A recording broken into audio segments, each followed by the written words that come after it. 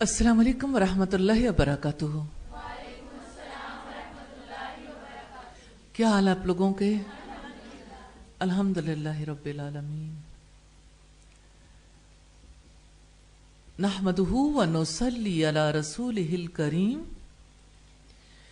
अम्मा बाद फ़अऊज़ु बिल्लाहि मिनश शैतानिर रजीम।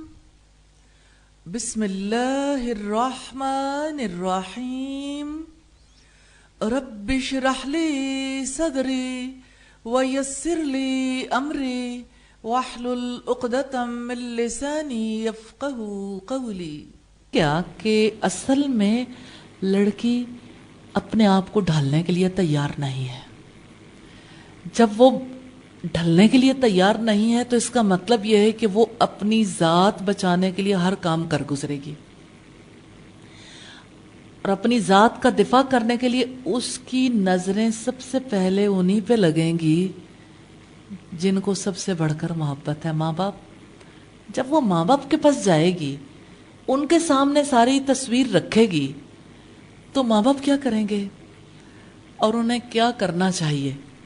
माँ बाप अगर समझदार हों तो वो लड़की की बात के लिए कान नहीं देंगे कि अब हमने आपको जहां भेज दिया, हमने जितना तैयार करना था वो कर लिया, अब आपका मामला है, अब आप संभालो, सोचो, गौर करो।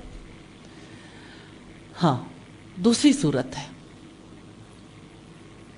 कि माँ बाप लड़की की बात सुनते हैं तो तस्वीर का दूसरा रुख देखें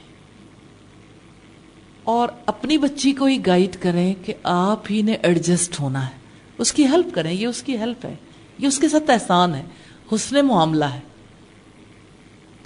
अब लड़की की चीखें निकलें तब भी अगर वो अपना रवैया तब्दील करने के लिए तैयार नहीं है, तब भी समझाना तो है। अहले खानदान से भी हेल्प ली जा सकती है, काउंसलिंग भी करवाई जा सकती है, लेकिन बहरहाल वालिदैन को ये जान लेना चाहिए कि इसके लिए जिस माइंड सेटिंग की ज़रूरत है, तालीम के बगैर मुमकिन नहीं है। मैं समझती हूँ शादी से पहले भी, शादी के बाद भी अल्लाह की किताब ही है ना, इंस्ट्रक्शन मैनुअल। तालीम ज़रूरी है। मोहम्मद रसूलुल्लाह सल्लल्लाहु अलैहि वसल्लम की सुन्नत, आपने जो जिंदगी गुजारने के तरीके सिखाए, देखें इन तरीकों में बड़ी बुनियादी चीज है, बहुत बुनियादी चीज है दिल की इबादत। और दिल की इबादत इल्म और यकीन के बगैर मुमकिन नहीं होती, यकीन के साथ। अब दुनिया में अगर देखना चाहें सबसे ज्यादा किस चीज की जरूरत है इंसान को, तो वो यकीन है। مثلا ایک لڑکی کو یہ یقین چاہیے کہ مجھے ہی تبدیل ہونا ہے، سارے حالات کی اصلاح تب ہوگی جب میں بدل جاؤں گی، جب میں ایڈجسٹ ہو جاؤں گی، مجھے ہی ایڈجسٹ ہونا ہے۔ دنیا میں دیکھیے کتنے ہی لوگ ہیں جو حالات کی تبدیلی کو قبول کرنے کے لیے تیار نہیں ہوتے، خود نہیں بدلتے، نہ بدلنا چاہتے ہیں، تو کس نوبت تک پہنچ جاتے ہیں۔ کتنی لڑکیاں ہیں انہیں غم کر کر کے ٹی وی ہو جاتی ہے، کسی اور بیماری میں مبتلا ہو جاتی ہیں، خلا لے لیتی ہیں، ماں باپ کے گھر پڑی رہتی ہیں۔ پھر ابتدا میں اگر بھائیوں کی شادیاں نہیں ہوئی، صورتحال فرق ہوتی، پھر بھائیوں کی شادیاں ہوتی ہیں، تو لڑکی کو ریئلائز ہونا شروع ہو جاتا ہے اپنے گھر میں تو مجھے ایسی صورتحال کا سامنا نہیں تھا، اس سے کافی بہتر تھے حالات، بس تھوڑی سی بات تھی نا کہ میں خود بدلنے کے لیے تیار ہو جاتی۔ تو جو لڑکی اپنے سسرال میں جا کے ایڈجسٹ نہیں ہوتی، وہ اپنے بھائی کی شادی کے بعد آنے والیوں کے ساتھ بھی ایڈجسٹ نہیں ہوتی۔ اور سیانے کہتے ہیں، عقل مند لوگ کہتے ہیں کہ اس گھر میں اپنی بیٹی کا رشتہ نہ کرو جہاں کوئی طلاق یافتہ بہن بیٹھی ہو۔ کیوں؟ کیا طلاق کی وجہ سے؟ نہیں، خلا لینے والی بیٹی، طلاق لینے والی بیٹی، دیکھیں طلاق تو کسی وجہ سے بھی ہو سکتی ہے، لیکن طلاق لینے والی لڑکی اگر بیٹھی ہے تو خطرے کی گھنٹی تو ہے کہ وہ ایڈجسٹ نہیں ہو پائی۔ جب وہ ایڈجسٹ نہیں ہو پائی، اس کی ریزن خواہ کسی پر بھی ہو، لیکن لڑکی کے اپنے اندر بہرحال پرابلم ایگزسٹ کرتا ہے. اس پرابلم کے ساتھ کوئی اور بھی ایڈجسٹ ہونے کے قابل نہیں ہو سکتا. یعنی آنے والی لڑکی جو اس کے گھر میں آئے گی، اس کے لیے بھی پرابلمز پیدا ہوں گی. اور پھر آپ دیکھیں کہ جو یک رخی تصویر دکھاتی رہی ہے اپنے ماں باپ کو، اور ماں باپ سمجھتے نہیں رہے، تو اب کی بار بھی خطرہ پیدا ہو گیا. وہ آنے والی لڑکی کی بھی یک رخی تصویر سارے خاندان کے سامنے رکھے گی، جس کی وجہ سے اس کی ایڈجسٹمنٹ بھی ممکن نہیں ہوگی. تو سسرالی جھگڑا سسرالی بیماری کی وجہ سے پیدا ہوتا ہے. سسرالی بیماری دراصل لڑکی کی صحیح سوچ، پازیٹو سوچ نہ ہونے کی وجہ سے پیدا ہوتی ہے، کیونکہ لڑکی کو لاجیکلی سوچنا نہیں آتا، وہ حالات کا پراپر انالیسس نہیں کر سکتی، اپنی غلطی کو قبول کرنے کے لیے تیار نہیں ہوتی، ایڈجسٹ ہونے کے لیے تیار نہیں ہوتی. میل ایڈجسٹمنٹ کی وجہ سے پورا خاندان سفر کرتا ہے، اور بالآخر یا تو گھرانے ٹوٹ جاتے ہیں، اور اگر گھرانے ٹوٹنے سے بچ جائیں تو آنے والی نسل بھی خراب ہو جاتی ہے. ایک فرد بدلنے کے لیے تیار نہیں ہے تو دیکھیے کتنا اثر ہے جو پورے خاندان پہ آتا ہے. تو آج کی اس نشست میں ہم نے سسرالی جھگڑے کے بارے میں کچھ اور چیزیں دیکھی ہیں. کیا آپ بتائیں گے کہ آج کے دن آپ کو کیا چیز سمجھ میں آئی؟ جو چیز آپ نے سیکھی ہے، دیکھیے یہ لفظوں کی باتیں نہیں ہیں، جو آپ نے سیکھا ہے، جو آپ نے اپنے دل میں رکھا ہے کہ ہاں میرے کرنے کا کام کون سا ہے. آپ نے بھی آئندہ آنے والے دنوں میں ایسے ہی ذمہ داریوں کو سنبھالنا ہے. تو جو آپ آئندہ کی صورتحال میں کرنا چاہتی ہیں، جو آپ کا ارادہ ہے، وہ دراصل آپ کی سمجھ کی وجہ سے، آپ کے فہم کی وجہ سے وجود میں آئے گا. اور آپ جانتے ہیں ارادے سے ہی عمل وجود میں آتا ہے. اسی لیے تو رسول اللہ صلی اللہ علیہ وسلم نے فرمایا انما الاعمال بالنیات، بے شک اعمال نیتوں سے ہیں. نیت، ارادہ عمل کو وجود میں لاتا ہے.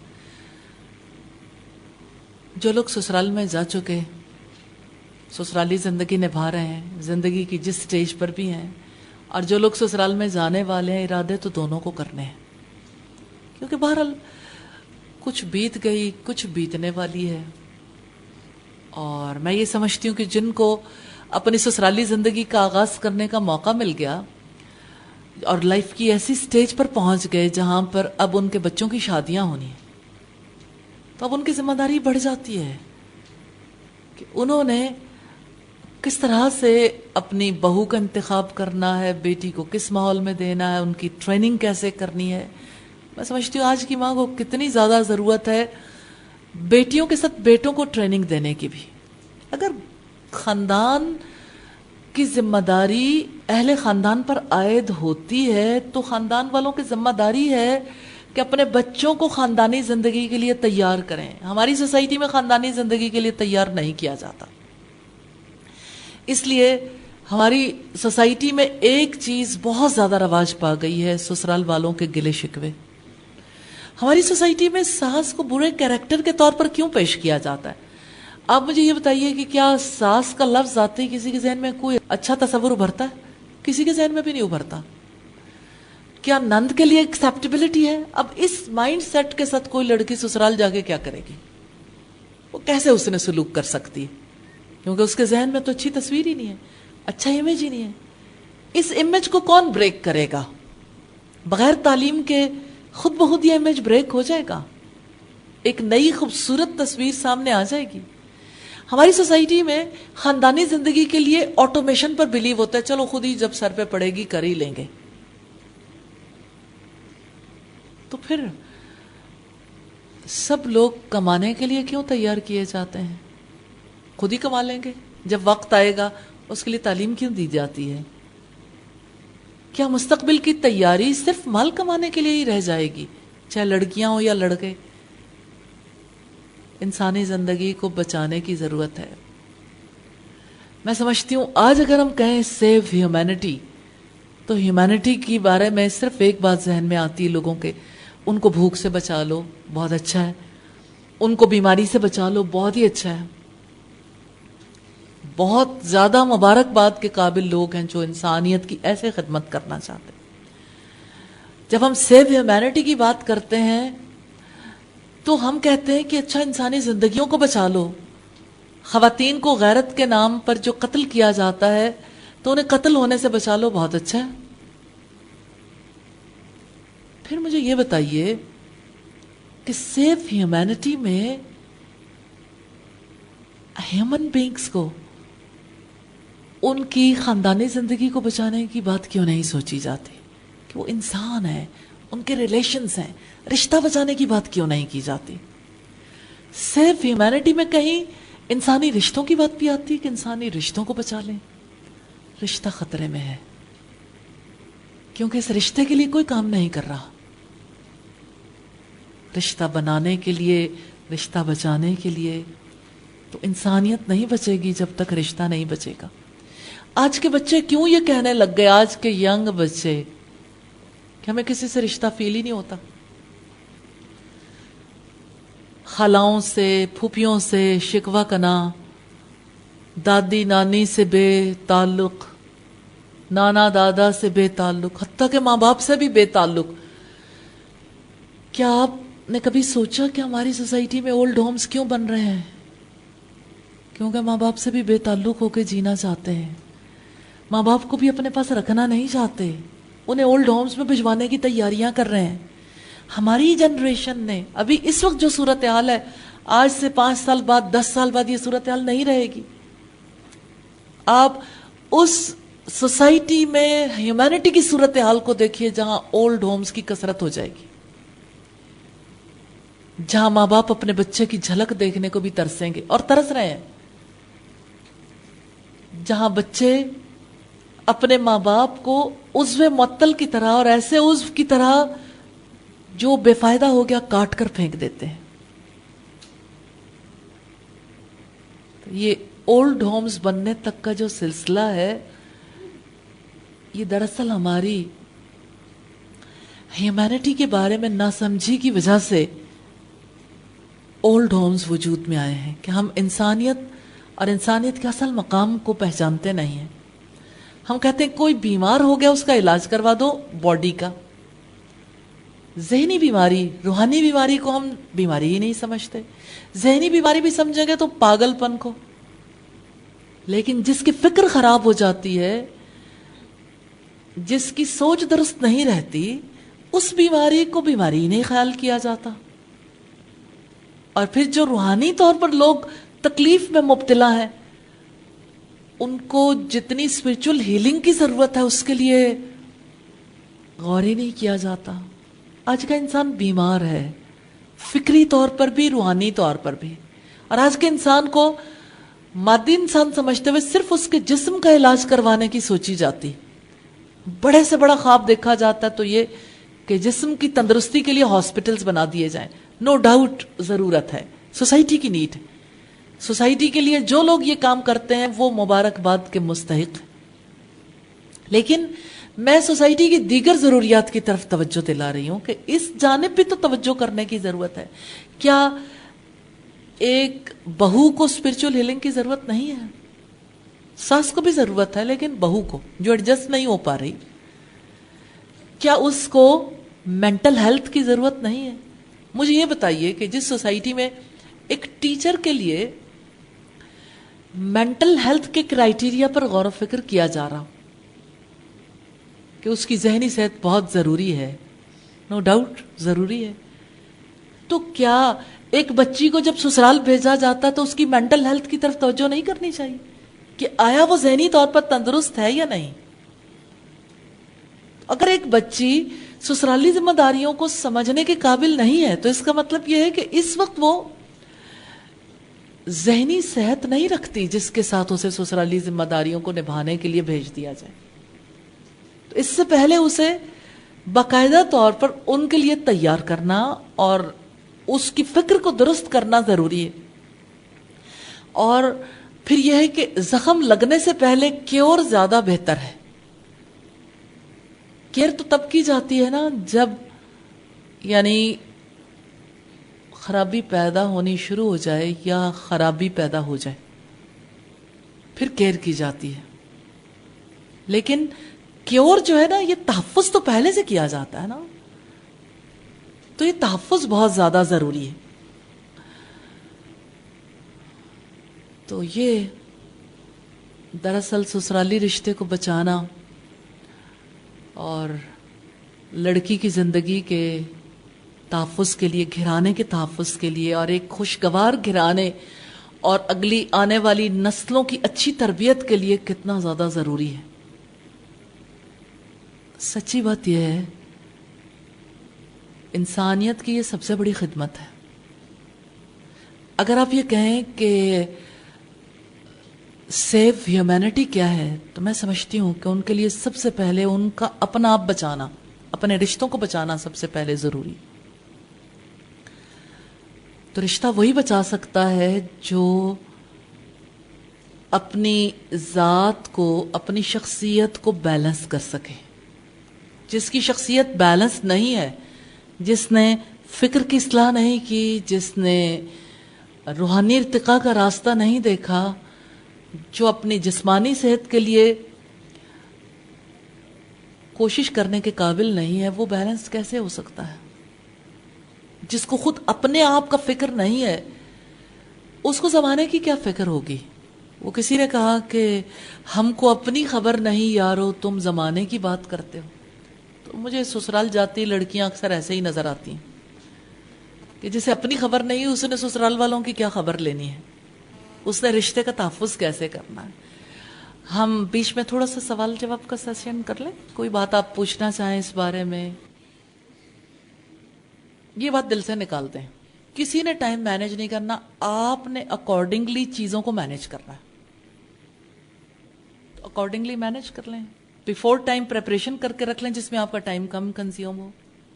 اور ایسا ہو جاتا ہے، جو بھی چیزیں بنانے والی ہیں اس کو پہلے سے پریپیئر کر کے رکھ لیں تو کوئی حرج نہیں. تو اگر آپ، مجھے ایسا فیل ہوتا ہے کہ اگر پہلے سے آپ نے پریپریشن کی بھی ہو تو 5 منٹس جاب ہے. کوئی نئی چیز آپ جو ہے وہ فوری طور پر اگر آپ پریپیئر کر کے دینا چاہتے ہو، صرف یہ ہے کہ آپ کو پہلے سے پتا ہونا چاہیے کہ ناشتہ جب بنانا ہے تو ناشتے میں کیا بنے گا، اس کی پہلے سے تیاری کر کے رکھیے. اور یعنی ایون کچھ چیزیں سیمی کک بھی ہو سکتی ہیں، اور اگر نہیں بھی ہو، فریش آپ نے دینا ہے تو تب بھی آپ کا مائنڈ جب کلیئر ہوتا ہے نا کہ آپ نے یہ کام کرنا ہے تو آپ کو مشکل نہیں رکھتا. آپ نئے سرے سے ہر بار نئی تیاری شروع کر دو تو نیچرلی پھر کام مشکل ہو جاتا ہے. مثال کے طور پر سادگی کے ساتھ فرض کریں کہ کسی نے آملیٹ بریڈ بنا کے دینی ہے، تو آملیٹ کے لیے اگر آپ چیزیں پہلے سے پریپیئر کر کے رکھ لیں، پیاز کٹا ہوا ہے، آپ جو بھی چیزیں ڈالنا چاہتے ہیں، آپ آملیٹ میں چونکہ کئی نوعیت کی چیزیں ایڈ اپ ہو جاتی ہیں، آپ جس طرح کی چیزیں بنانا چاہتے ہیں اگر وہ پہلے سے بنا ہوا ہے اور آپ نے جو ایگ ڈالنا ایون وہ بھی پھینٹ کے رکھا ہوا ہے، این موقع پہ ایون بعض وقت اس کا پورا میٹیریل بھی پریپیئر کر کے رکھ لیا جاتا ہے، تو زیادہ زیادہ کیا ہوگا، آپ نے چولہا جلانا ہے اور اسی وقت آملیٹ بنانی، برتن آپ کے لگے ہوئے ہیں، ایک سائڈ پہ آپ آملیٹ بناتے ہو، دوسری سائڈ پہ آپ بریڈ بناتے ہو. میں سادگی کے ساتھ بات کر رہی ہوں کہ آپ نے اگر ہر کوئی الگ الگ ناشتہ کرتا ہے تو نارملی ایسا ہوتا ہے کہ ناشتہ پھر سمپل ہوتا ہے. ایوری ٹائم آپ کا ٹیبل نہیں سجتا. اگر ٹیبل لگا ہوا ہے، دسترخوان لگا ہوا ہے، تو وہ تو نارملی ایسا ہوتا ہے کہ جب سارے لوگ گھر میں اکٹھے کھانا کھا رہے ہوتے. تو آپ اگر پہلے سے چیزیں پریپیئر کر کے رکھ لیتے ہو تو آپ کے لیے کوئی مشکل نہیں ہے، مشقت نہیں ہے. اور آپ یہ کہتے ہو کہ میرا ٹائم بہت زیادہ ویسٹ ہوتا ہے، بیچ میں نے کئی کام کرنے ہوتے ہیں، تو آپ اپنے آپ کو اکارڈنگلی ایڈجسٹ کر لیں کہ ٹھیک ہے مجھے اتنے منٹ بیچ میں سے نکالنے ہوں گے، اتنی دیر پر. اپنے آپ کو اگر اچھے طریقے سے ایڈجسٹ کرنا چاہیں تو اس میں یہ ہے کہ اپنے آپ کو اچھے میسیجز دیں کہ دیکھیں میرے کاموں میں جب یکسانیت آنے لگتی ہے، جب مجھے تکلیف ہونے لگتی ہے تو مجھے بیچ میں بریک کرنے کا موقع مل جاتا ہے، تو یہ تو بڑا مزے کا کام ہے، تھوڑی دیر کے بعد بریک کر لو، تھوڑی دیر بعد بریک کر لو، تو پھر آپ بریک ہونے سے بچ جاتے ہیں. میسیجز ہیں نا، اچھے میسیجز دینے ہیں. Think positively. جی کا میدان نہیں ہوگا، تو انشاءاللہ اس چیز کو بہت زیادہ اصل میں عمل سے انسان سیکھتا چلا جاتا ہے وقت کے ساتھ ساتھ. لیکن یہ ہے کہ پہلے سے ایسا نہیں ہوتا کہ جس نے سیکھا ہوا اس کی زندگی میں کوئی غلطی نہیں ہوگی. ایڈجسٹمنٹ میں تو ظاہر ہے پرابلم ہوتا ہی ہے. آپ ایڈجسٹمنٹ کو دیکھنا چاہیں تو آپ دیکھیں اوپر آپ کے جو بلب ہیں وہ ایک شینڈلیئر کے اندر اسے ایڈجسٹمنٹ اس کی ہوئی بھی ہے نا. ہر ایک چیز کی دوسرے کے ساتھ ایڈجسٹمنٹ ہوتی ہے. آپ اگر دیکھنا چاہیں یہ ڈور ایک دوسرے کے ساتھ کیسے ایڈجسٹ ہیں, آپ اگر دیکھنا چاہیں تو اینٹ کے ساتھ کیسے ایڈجسٹ ہے, دیوار کیسے بن گئی. ایڈجسٹمنٹ تو لائف میں ہوتی ہے, ہر ایک چیز کی ہوتی ہے. آپ کی آنکھیں آپ کے فیس پہ ایڈجسٹ ہیں نا, آپ کا ناک, آپ کے دانت, آپ کے باڈی کا ایک ایک پارٹ, ہر ایک چیز ایڈجسٹ ہوتی ہے. اللہ پاک نے اسے ایڈجسٹ کر کے بھیجا ہے الحمدللہ. لیکن گھر کے اندر کی ایڈجسٹمنٹ کے لیے اللہ پاک نے ہمیں ذمہ دار ٹھہرایا ہے, تو ہمیں اپنی ذمہ داری کو پورا کرنا چاہیے.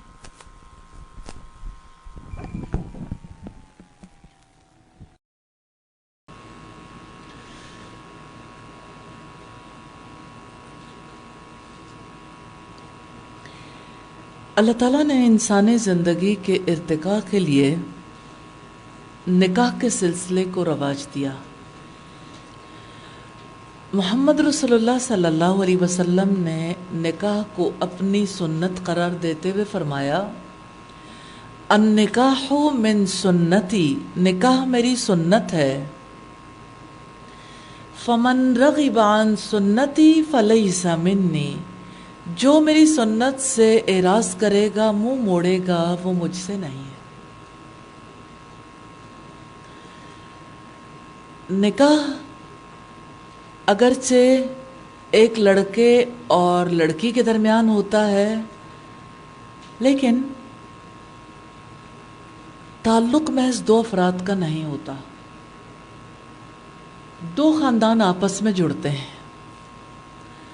جب دو خاندان آپس میں ملتے ہیں تو اس میں جو بنیادی کردار ہے وہ انہی دو افراد کو ادا کرنا ہوتا ہے.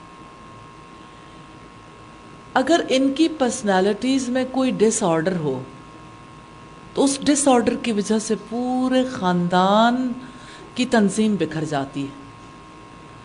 اس حوالے سے ہم گزشتہ 3 سیشن سے بات چیت کر رہے ہیں تاکہ اس رشتے کی ذمہ داریوں کو نبھانے کے قابل ہو سکیں. ہم نے اب تک جو دیکھا اس میں پہلی بات یہ دیکھی کہ لڑکی اور سسرال والوں کی ایکسپیکٹیشنز ایک نہیں ہوتی. جب توقعات ایک نہیں ہوتی اور دونوں ہی اس کو سمجھ نہیں پاتے تو اس کی وجہ سے کلیش پیدا ہو جاتا ہے. دوسری چیز ہم نے یہ دیکھی کہ لڑکی اپنے گھر کو یعنی میکے کے گھر کو تو اپنا سمجھتی ہے, سسرال کے گھر کو اپنا نہیں پاتی. اس کی محبتیں, اس کی وفاداریاں میکے کے گھر سے تو پیدائشی طور پر ہوتی ہیں, سسرال کے گھر میں اس نے شعوری طور پر وفاداری کا رشتہ بنانا بھی ہوتا ہے, نبھانا بھی ہوتا ہے.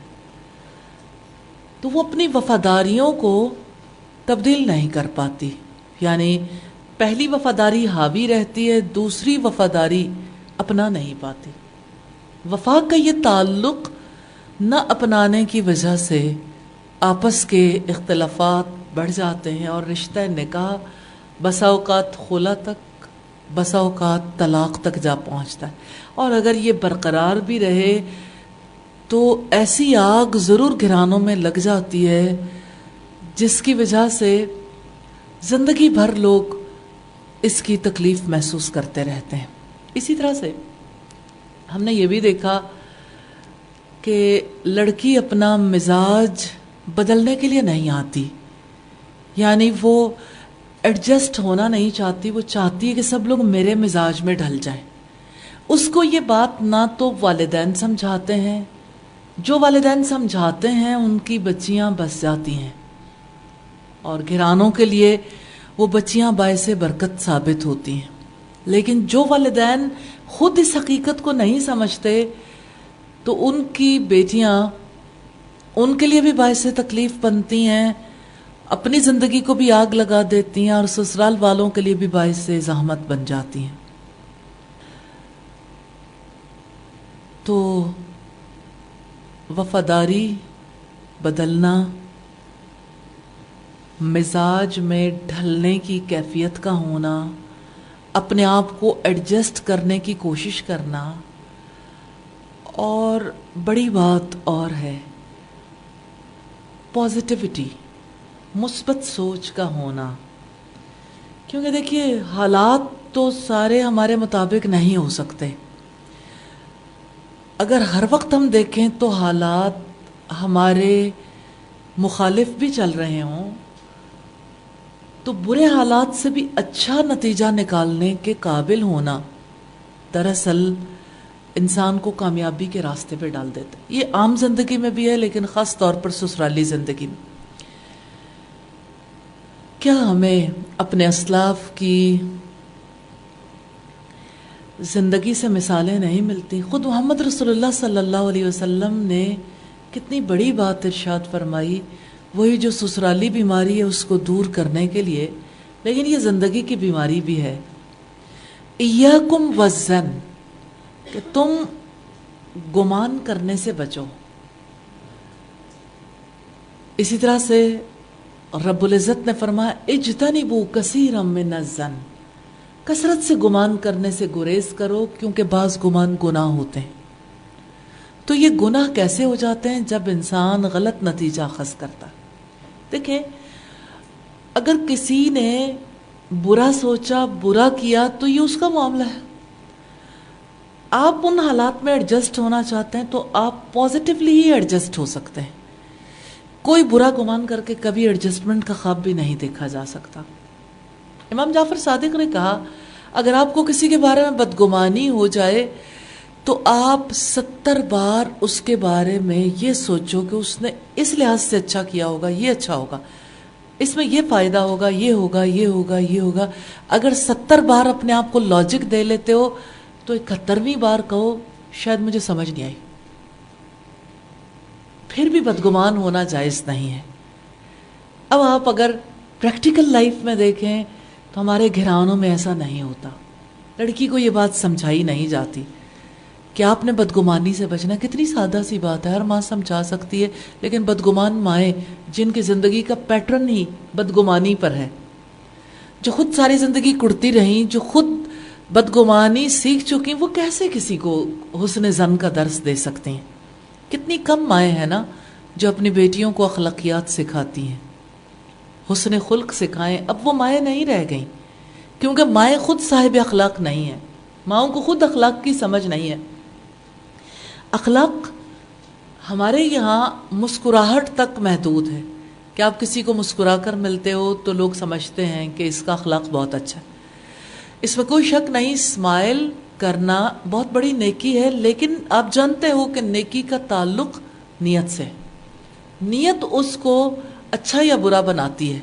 تو اگر کسی کے دل میں کسی کے خلاف طوفان پل رہا ہے اور وہ محض مسکرا رہا ہے، اس کے دل میں ایک بھی اچھا گمان نہیں ہے دوسرے کے بارے میں، تو اس کا مطلب یہ ہے کہ اس کی مسکراہٹ کی نیت فرق ہوگی. لیکن اس بارے میں ہمیں اپنی طرف دیکھنا چاہیے. دوسروں کی نیتوں پر شک کرنے کا ہمارا کوئی حق نہیں ہے. ہمیشہ نادان لوگ دوسروں کے بارے میں سوچتے ہیں کہ انہوں نے کیا سوچا، کیا کیا، کس لیے کیا، کیوں کیا. اور ہمیشہ دانش مند لوگ یہ سوچتے ہیں کہ کسی نے جو بھی کیا، جس نیت سے بھی کیا، اگر اس کا ظاہر درست ہے تو ٹھیک ہے، اور خاص طور پر تعلقات نبھانے کے لیے تو حسن ظن لازم ہے. کسی نے برا بھی کیا، آپ اچھا گمان رکھیں گے تو آپ کے لیے آگے جانے کا چانس ہے. آپ پازیٹیوٹی کے تحت آگے جا سکتے ہو. پھر آپ دیکھیے کہ نفع کتنا ہے نا، اندر کی آگ سے بچ گئے، آپ کے اندر الاؤ نہیں بھڑکے گا. ایک خاتون نے مجھے کہا کہ میری نند نے مجھ سے پوچھا کہ آپ واقعی اتنی انوسنٹ ہیں، اتنی بھولی ہیں، آپ کو کسی کی بات کی سمجھ نہیں آتی، کوئی فرد آپ کے ساتھ کیا معاملہ کیوں کر رہا ہے؟ یا یہ ہے کہ آپ جان بوجھ کر اس کا رسپانس نہیں کرتی؟ تو جو بھابھی تھی اس نے مجھے بتایا کہ میں نے اسمائل دے کے بات ختم کر دی کہ آپ جو بھی سمجھ لو. ایسا نہیں ہوتا کہ انسان کو سمجھ نہیں آ رہی ہوتی کہ اس کے ساتھ برا معاملہ کیا جا رہا ہے. میں ایک ایسی لڑکی کو جانتی ہوں جس کے سسرال والوں نے اسے قبول ہی نہیں کیا، نہ اس کو شکل و صورت سے قبول کیا، نہ اس کے اعمال سے قبول کیا، نہ اس کے گھرانے سے اسے قبول کیا. بس حادثاتی طور پر نکاح تو ہو گیا، اب قبولیت ذرا بھی نہیں تھی. لیکن اس لڑکی نے بنیادی اصول اپنا لیے کہ میں نے کسی سے بدگمان نہیں ہونا، میں نے بری سوچ دل کے اندر نہیں رکھنی اور خدمت کرنی. اس نے خدمت کی اور بالآخر وہ وقت آیا جب سب لوگ اس سے کنونسڈ ہو گئے اور پھر پورے خاندان کی روح رواں بن گئی، کیونکہ اس نے ہمیشہ لوگوں کا بھلا چاہا، ہمیشہ حسن سلوک کیا، ہمیشہ لوگوں کی خیرخواہی کی. تو اپنا آپ منوانے کے لیے وقت چاہیے.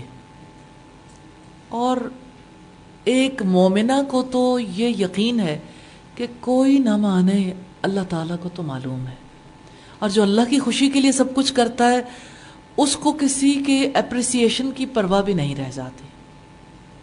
اور اس طرح حسن سلوک کرنا آسان ہو جاتا ہے.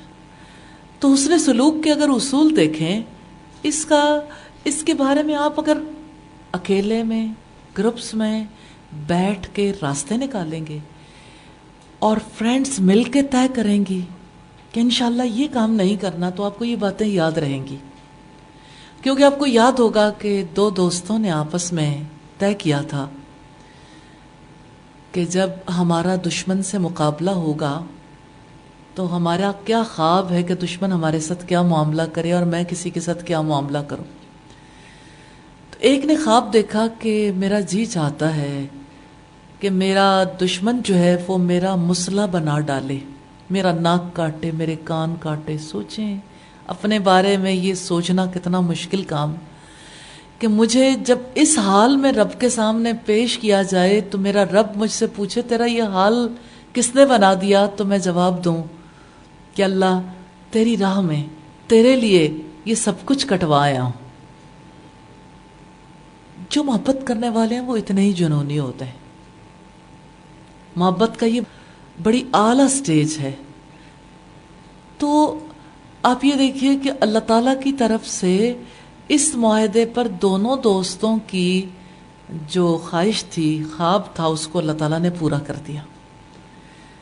پھر اس کا مسئلہ بھی بنا اور پہچانا نہیں جاتا تھا، لیکن رب کے یہاں اس کی پہچان کتنی بڑی تھی. یہ واقعہ میں نے اس لیے یہاں کوٹ کیا ہے کہ مردوں کے لیے میدان جنگ باہر ہے، خواتین کے لیے میدان جنگ گھر بن جاتا ہے. اب بندے کی فطرت ہے نا، اس نے کہیں نہ کہیں مقابلہ کرنا ہوتا ہے، تو مقابلے کے لیے یہ عجیب میدان ہے، اپنوں سے ہی مقابلہ کرنا شروع کر دیا جاتا ہے. تو آپ یاد رکھیں کہ ابلیس نے اسی میدان جنگ میں تپانا ہے، امتحان بھی اسی میں ہے، لیکن اسی میں فتح یاب ہونے میں اللہ کی رضا ہے، اللہ کی خوشی ہے انشاءاللہ. آپ کو وہ بھی یاد ہوگا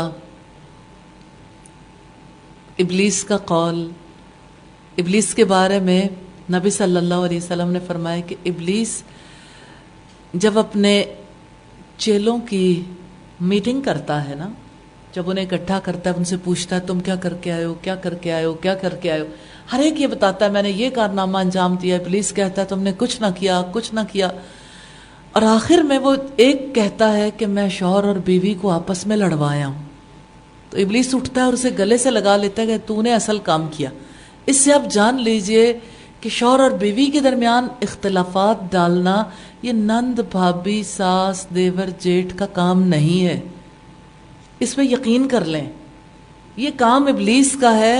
ابلیس کسی کو بھی یوز کر سکتا ہے، لیکن اگر آپ ارادہ کر لیں کہ ہم نے انشاءاللہ اس کا وار نہیں چلنے دینا، کسی کے توسط سے وہ کتنے ہی وار کر لے، انشاءاللہ تعالی ہم نے اللہ کی رضا پہ راضی رہنا اور ہم نے اپنا رویہ پازیٹو رکھنا ہے.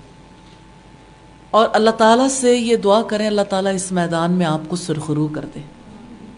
تو اس میدان میں سرخروئی کے لیے دعائیں کرنا کتنا زیادہ ضروری ہے نا، کیونکہ بندے کے ہاتھ میں کچھ نہیں ہے. اور اس میدان میں بالکل سٹریٹ اللہ کی مرضی پہ چلنے کے لیے یہ دعا کرنا، ایاک نعبد و ایاک نستعین اہدنا الصراط المستقیم، یہ الفاظ کہنا کتنا زیادہ ضروری ہے. یہ دعا کرنا دل سے کہ یا اللہ صراط مستقیم پر چلانا، یا اللہ مجھے ٹیڑھے راستے پہ نہ کر دینا. جانتے ہیں جب خاندانی جھگڑے بڑھتے ہیں تو پھر کیا ہوتا ہے، لوگ اپنے پوٹینشل کو منفی سیاست، منفی خاندانی سیاست میں استعمال کرتے ہیں، جس کا کوئی نتیجہ برآمد نہیں ہوتا ماں سوائے تباہی کے، اور کتنی قیمتی زندگیاں ضائع ہو جاتی ہیں. اسلام کا سرمایہ ہے نا یہ صلاحیتیں، امانت ہے. اس امانت کو ضائع نہیں کرنا، اس امانت میں خیانت نہیں کرنی. خیانت ہو جاتی ہے جب پوٹینشل غلط یوٹیلائز ہوتا. تو آپ نے اسی طرح سے جیسے رب العزت نے نمرود اور اس کے ساتھیوں کی لگائی ہوئی آگ کو گلو گلزار کر دیا تھا، اسی طرح سے گھر کے اندر لگی ہوئی آگ کو ٹھنڈا کرنے کے لیے اپنا رول پلے کرنا ہے. اور آپ دیکھیں رول تو ایک چڑیا نے بھی پلے کیا تھا نا، کہ اتنی بڑی آگ کے لیے وہ اپنی چونچ میں پانی لے کر گئی تھی، میں بھی آگ بجھا دوں. تو اس کا رول آج تک لوگ یاد کرتے ہیں. جتنی اس کی قوت، جتنی اس کی صلاحیت، اس نے تو اپنا پوٹینشل لگا دیا، بھلے سے اس کا کوئی نتیجہ اس کی وجہ سے نہ پیدا ہو. تو مومن نتائج کو نہیں دیکھتا کہ نتائج نکلیں گے تو کام کروں، اگر کوئی نتیجہ نہیں برآمد ہو رہا تو میں کام نہ کروں. ایک بار ایسا ہوا، میں نے یونیورسٹی میں تھیسس کرنا تھا، تو میرے ابا جی نے کہا کہ آپ اپنے چچا کے پاس چلی جاؤ، جو ان کے فرینڈ تھے، کہ آپ کی وہ اچھی رہنمائی کر دیں گے، سید اسد گیلانی. میں ان کے پاس گئی. ہمارے گھرانے کے درمیان بڑے گہرے تعلقات تھے. ایک بار ہم دونوں فیملیز کو اکٹھے رہنے کا موقع ملا ایبٹ آباد میں. ہم ایک ہی گھر میں رہے، یعنی پوری سمر ویکیشنز میں. تو آپ کو پتہ ہے کہ جب اکٹھے رہتے ہیں تو کتنے اچھے تعلقات ہو جاتے ہیں الحمدللہ.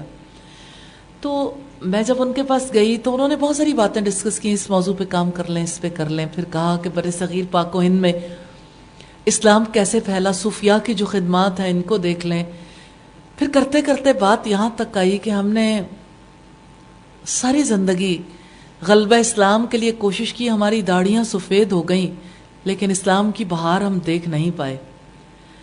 اسی نوعیت کی بہت سی باتیں کی. میں جب واپس اپنے والد کے پاس گئی اور ان سے یہ سب کچھ کہا، ہمیشہ مختصر بات کرتے تھے. ساری باتیں سننے کے بعد انہوں نے کہا ہم اس لیے کام نہیں کرتے کہ اس دنیا میں ہم اپنی زندگی میں نتائج دیکھ سکیں، نتیجہ ہمارے بعد بھی نکلے، اجر تو محفوظ ہے. تو اللہ پاک نے ہمارا اجر لکھ دینا ہے، ہم نے کوشش کرنی ہے. کوشش کا میدان ہمارا ہے. ہم کوشش پازیٹیولی کرتے رہیں گے، بھلے سے نتیجہ نہ نکلے. تو سسرالی زندگی کے حوالے سے بھی میں یہ کہنا چاہتی ہوں کہ بھلے سے کوئی نتیجہ برآمد نہ ہو تب بھی ہم نے پازیٹیولی کوشش کرتے رہنا ہے انشاءاللہ تعالی. پازیٹیولی کوشش کرتے رہنا ہے انشاءاللہ تعالی. پازیٹیولی کوشش کرتے رہنا ہے انشاءاللہ تعالی. سبحانک اللہم و بحمدک نشہد ان لا الہ الا انت نستغفرک